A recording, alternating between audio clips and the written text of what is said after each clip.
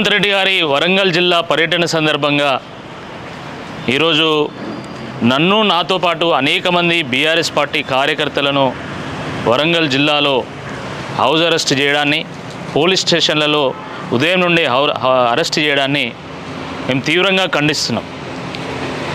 మీది ప్రజాపాలన కదా, ప్రజాపాలనలో పోలీసుల పహారా ఎందుకు, నిర్బంధం ఎందుకు?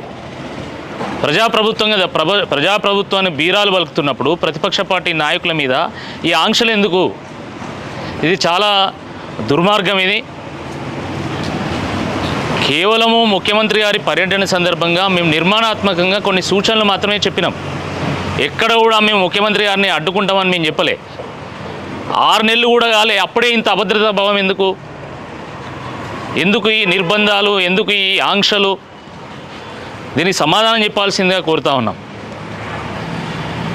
ముఖ్యమంత్రి రేవంత్ రెడ్డి గారు తన పర్యటన సందర్భంగా మీరు ప్రైవేట్ హాస్పిటల్ ఓపెనింగ్ అంటే ముందు మీరు ఎంజిఎంని సందర్శించాలి. గత ప్రభుత్వం ప్రారంభించినటువంటి 24 అంతస్తుల మల్టీ సూపర్ స్పెషాలిటీ హాస్పిటల్ను సందర్శించి అక్కడ పనులను వేగవంతం చేయాలని చెప్పి మాత్రమే మేము సూచనలు చేసినాం.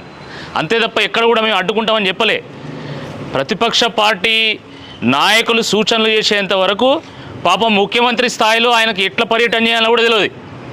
నిన్న మా ప్రెస్ మీట్ తర్వాత సూపర్ స్పెషాలిటీ హాస్పిటల్ని సందర్శించాలని చెప్పి వాళ్ళు షెడ్యూల్లో పెట్టుకున్నారు. దానికి ఇబ్బంది ఏం లేదు. కానీ మరి ఎందుకు మమ్మల్ని హౌస్ అరెస్ట్ చేస్తున్నారు? మేము అడిగింది ఏంది?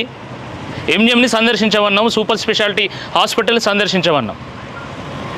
అదిగాక మా ఓరుగల్లు ఆత్మగౌరవానికి ప్రతీక అయినటువంటి ఈ కాకతీయ కళాతోరణము తొలగిస్తారా, ఉంచుతారా? మీ వైఖరి ఏందో స్పష్టం చేయమని నేను అడిగిన. దాంట్లో ఇబ్బంది ఏంది? ఇప్పటికైనా స్పష్టం చేయండి. రేవంత్ రెడ్డి గారు తన వైఖరిని స్పష్టం చేయకపోతే ఈ కాంగ్రెస్ పార్టీ నాయకులు, కాంగ్రెస్ పార్టీ ఎమ్మెల్యేలు, ఎంపీలు, ప్రజాప్రతినిధులు అందరూ కూడా పోయి రేవంత్ రెడ్డి గారి ఇంటి ముందు టెంట్ వేసుకొని ధర్నా చేయాలి.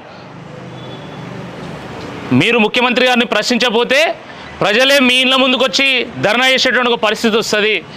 కాబట్టి ఇప్పటికైనా మేల్కొనాల్సిందిగా ఈ సందర్భంగా మేము విజ్ఞప్తి చేస్తున్నాము. మీరు గత ప్రభుత్వం కంటే భిన్నమైనటువంటి ప్రభుత్వం అని చెప్పిండ్రు, ప్రజాప్రభుత్వం అని చెప్పిండ్రు. కాబట్టి మరి ఇలాంటి నిర్బంధాలను, ఇలాంటి ఆంక్షలను మీరు దయచేసి తొలగించండి.